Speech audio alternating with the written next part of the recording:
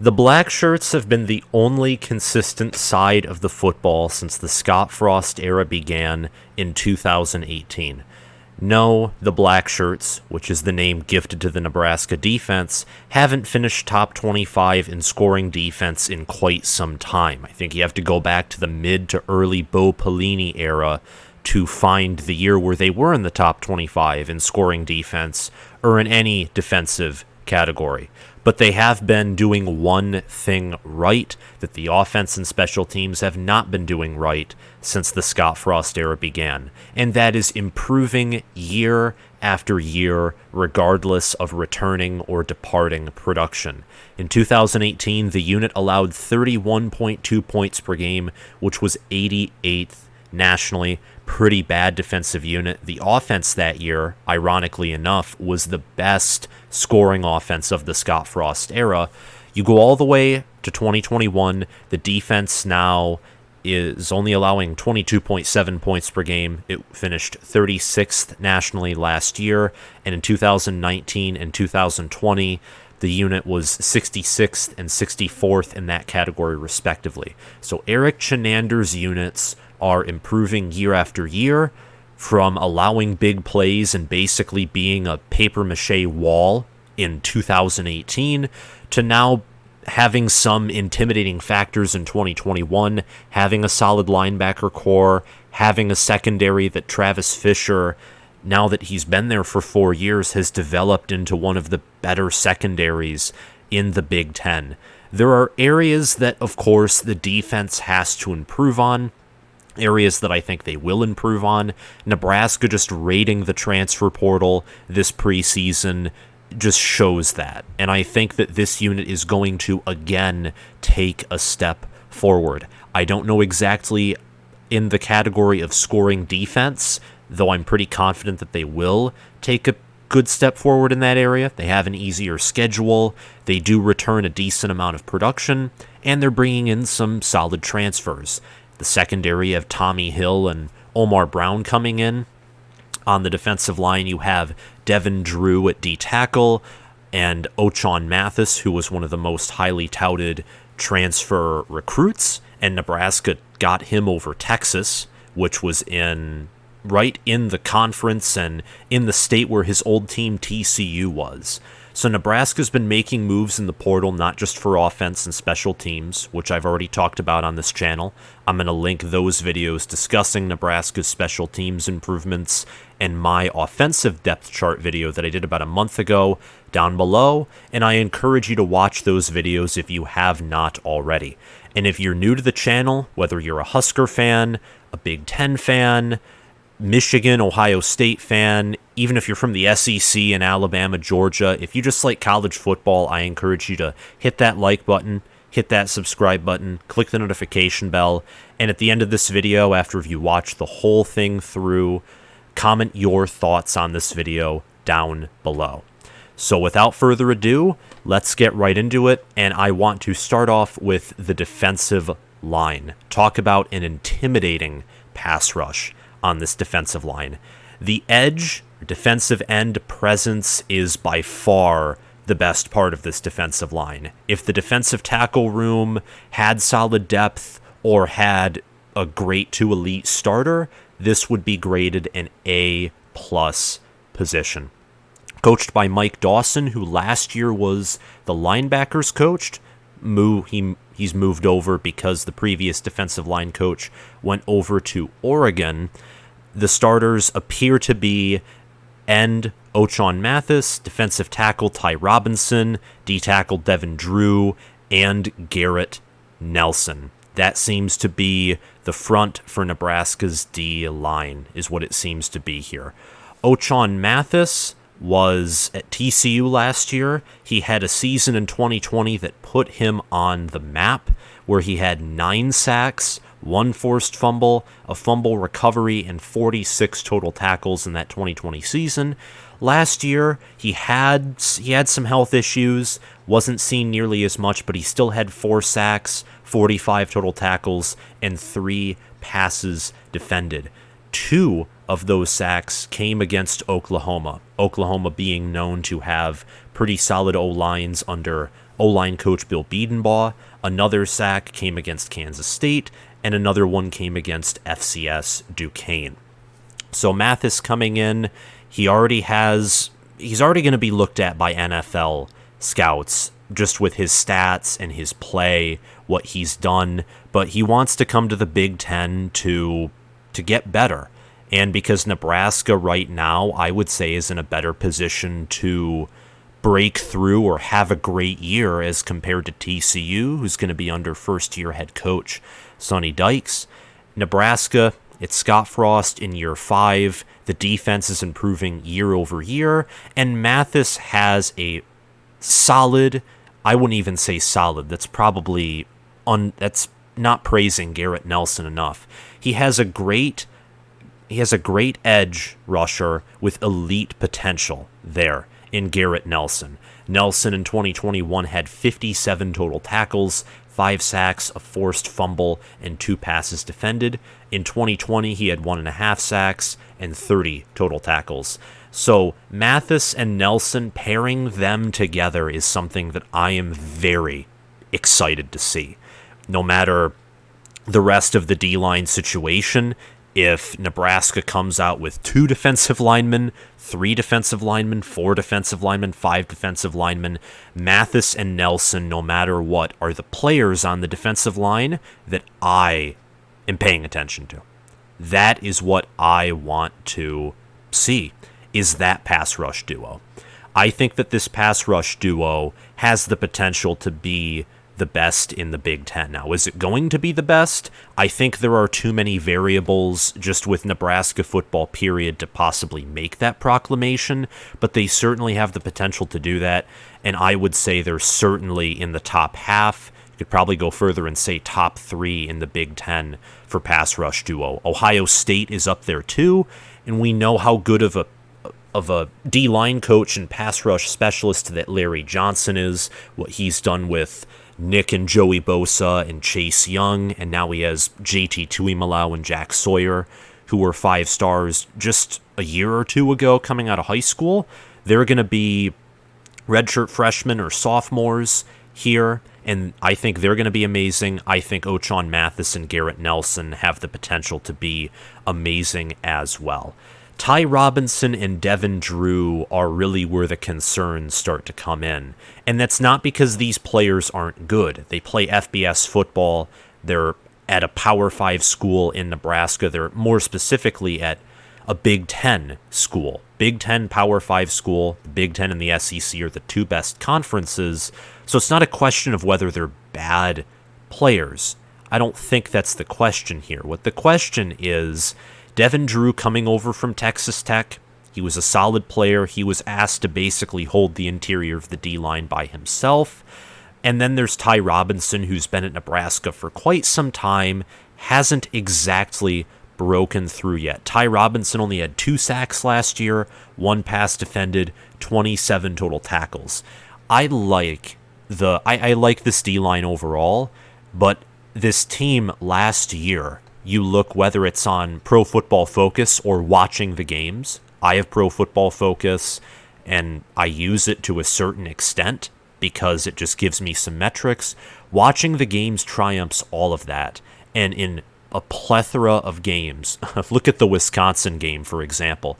Nebraska couldn't stop the run. Pass rush, all of that is amazing. But look at Michigan against Michigan State last year.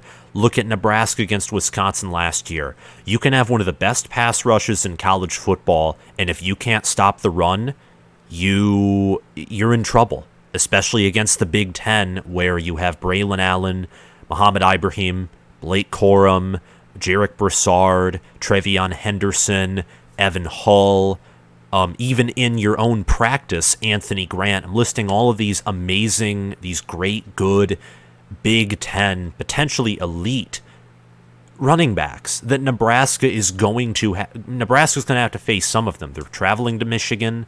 They're going to play Wisconsin. They're going to play Minnesota. Oklahoma has some solid running backs as well. Stopping the run is going to be absolutely critical for Nebraska. And that's the only question on this defensive line. Caleb Tanner, I would say, is a key backup. You could see him in a rotation. You could also see him, same thing with Nelson at times. I would say you could maybe see them in a rotation where they're, with other linebackers. But I would say that Caleb Tanner is a key backup here. He is an edge rusher. And last year, Caleb Tanner had 2 sacks along with Ty Robinson. Nelson led the team with 5. Caleb Tanner had 2 sacks, 3 passes defended, 1 forced fumble, and 33 total tackles. Nebraska's, I think their pass rush is good. Their run game is probably, by run game I mean run defense, is probably going to have a lot to be desired from, but I can't anticipate that it's going to be as bad as last season. Nebraska did only have 20 sacks last year, though. It's not even 2 sacks a game. So there's no guarantee for anything. I think with Mathis coming to Nebraska, Garrett Nelson coming back for another season, building an NFL profile, I like these two. But Nebraska, if they want to be successful, and I think they will be successful this year, but if they want to be successful, they want to win games, they want to beat ranked opponents, good opponents, they're going to have to get to the quarterback more often than they have ever before under defensive coordinator Erik Chinander. I think the D-line, though, every time I think about it more, I like it even more. And I think that this defensive line is in a good position, especially from a pass rush perspective. Up next, we got linebacker, with Barrett Rudd being the position coach. He was an assistant before this season, and because Mike Dawson took over at the defensive line, Barrett Rudd is taking over, going from an assistant to a full-on linebacker coach. So that's great, and I think that he has 2 guys in Luke Reimer and Nick Henrich who are going to be among some of the better linebackers in the Big Ten. Luke Reimer, I think, is the better of the 2. He had 51 solo tackles, 90 total tackles overall, 1 sack, 3 forced fumbles, an interception that was returned for 22 yards, and 5 passes defended. And then you also have, of course, Nick Henrich, who led the team in total tackles with 99. He had a half sack, and that's it. And 39 solo tackles. On PFF, just looking here really quickly, Luke Reimer was ranked 512th in the nation in linebacker defense. In coverage, he had an 82.9 grade, which is pretty high, but in rush defense, only a 43. In pass rush, 60. Nick Henrich was graded low in most areas. Jojo Doman, who is off, his career at Nebraska is over. Jojo Doman was ranked 19th in the nation. So one of these two is going to have to step up their game and play really well. I think that Luke Reimer is more likely than not going to be that guy. And with the D-line improving, I think that will certainly help this linebacker core. And linebacker I do view as a strength. When you return two of your leading tacklers, your top 2 leading tacklers, Nick Henrich, Luke Reimer, you're bound to see improvement there. And I think that Nebraska at this position, they're strong, they're deep. I'd say it's them, Michigan State, and Wisconsin for the best linebacker rooms in the Big Ten. I'd say that Michigan State's is probably the deepest. Wisconsin is the best individual player in Nick Herbig, and Nebraska has the best duo out of the 2 in Nick Henrich and Luke Reimer. It's debatable, as are a lot of opinions, but at least when you look in pass defense and coverage, I would say it's almost an undisputed fact that these 2 are the best duo when it comes to linebacker cores in the Big Ten. So watch out for these 2. I grade this position as an A+. Part of that's also factoring in that, again, Caleb Tanner, Garrett Nelson, they at points do line up in the position of linebacker because the edge position has evolved from, purely on the D line to where, look at David Ojabo at Michigan, you're a linebacker, but your sole purpose is to rush the quarterback. So I've sort of factored that in here, but I really just like the fact that last year, yes, they had some weaknesses, but looking at how well they were in coverage, how they did have some decent pass rush scores, and I think with another whole year of preseason camps under their belt and having the same defensive coordinator, having similar overall defensive staff, I think they're going to improve and take a big step forward. Now perhaps we're getting to a position where Nebraska has had the best reputation. Look no further than Cam Taylor-Britt last year, who led the team in passes defended with 11, had 1 interception, and yeah, I mean, the secondary under Coach Travis Fisher has had a great reputation. But Nebraska loses JoJo Domann, who, depending on who you asked, is a safety linebacker hybrid. They also lose Deontay Williams and Cam Taylor-Britt. It's a lot to replace. So Nebraska's safety position, a little bit of questionable depth there. I'd say look for Miles Farmer, Nola Pola-Gates to be the 2 main guys there, but also look out for Marquise Buford. At corner, Quentin Newsome, Tommy Hill, Isaac Gifford. I just listed 3 because, with those positions, I'm not exactly an insider for Nebraska by any means, but just looking at ourlads.com, reading articles, watching Nebraska videos, whether it's Corn Crazed, Backseat Sports, I hear these names come up quite a bit often. I'd say at corner, Quentin Newsome and Tommy Hill is who I'm looking at. At safety, I'm thinking Miles Farmer for sure, as he had playing time last year, and also Noah Pola-Gates. Miles Farmer had 17 solo tackles and a pick last season, the pick being in the Ohio State game. He had 30 total tackles overall. So, and then Quentin Newsome, he had 4 passes defended, he had a sack, he had 42 total tackles, 28 of them solo. The defensive back position has had the most reputation, Cam Taylor-Britt going off to the NFL and such, but there is some questions here, especially, losing him, Deontay Williams, JoJo Domann. There are a plethora of questions here. Tommy Hill and Omar Brown both transferred in. Omar Brown, coming from Northern Iowa, ranked as a 3-star in the transfer portal rankings according to 24/7 Sports. Tommy Hill didn't see a whole lot of playing time. He only had single-digit solo tackles, and I don't think he had a pick.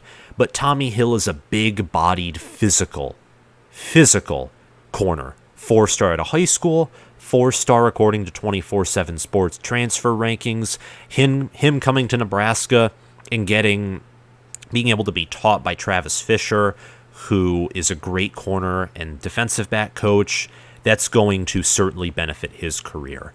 The defensive back position I'm grading as a B. I could see it being a B+, and I'm tempted to put it there, but just because I don't know as much about it as linebacker and D-line, I'm not as confident discussing it, and with the loss of depth, I'm just not comfortable putting it higher than a B right now. But I think the defense overall, just looking at, the fact that the defensive back room is a B, linebackers an A+, D-line A-. This defense has a lot of talent on it. They have a DC who's been able to improve the defense year after year, despite the special teams play, which does affect both offense and defense. Let's not get that mistaken. Despite the fact that that's regressed, the offense has been up and down. The defense has been consistent. And last year, the pass defense was good, both at the linebacker position and at the secondary position. Now with the pass rush at D-line improving, I think that will help take off some of the pressure from the secondary and from the linebacker room, which will certainly help because you can only do so much. The whole defense has to function in order for the defense to be a top 25, top 10, top 15 unit. The whole defense has to function. Nebraska had a great secondary last year. Their linebacker room was good, but because of, up front, couldn't stop the run, their front 7 couldn't, and they couldn't always get pressure on the quarterback, that led to their defense not being a top 25 unit. and along with their offense not being able to finish drives, not being able to give their defense time to rest as a result as well. That's all I wanted to say for this video. I think that Nebraska's defense, they're going to be primed to have an intimidating pass rush that's going to make most, if not all, offensive lines in the nation at least think about who to put on Garrett Nelson and Ochaun Mathis. The run defense, it's a little sketchier part. It's a part that I'm going to have to wait and see before I make any certain grade on it. The games, of course, play themselves out, but I think that Nebraska is going to be set up for success in the pass defense department. They're going to have to focus on that run defense, though, as their conference, and especially the division they're in, is run-heavy, old-school, man-power ball. And Nebraska has not been good against those teams, go even before the Scott Frost era, but especially in the Scott Frost era.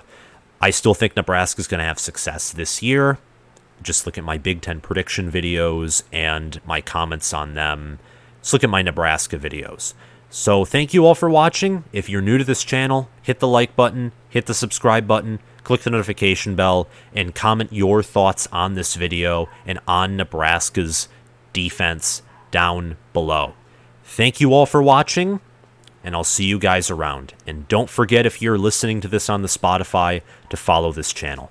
Bye.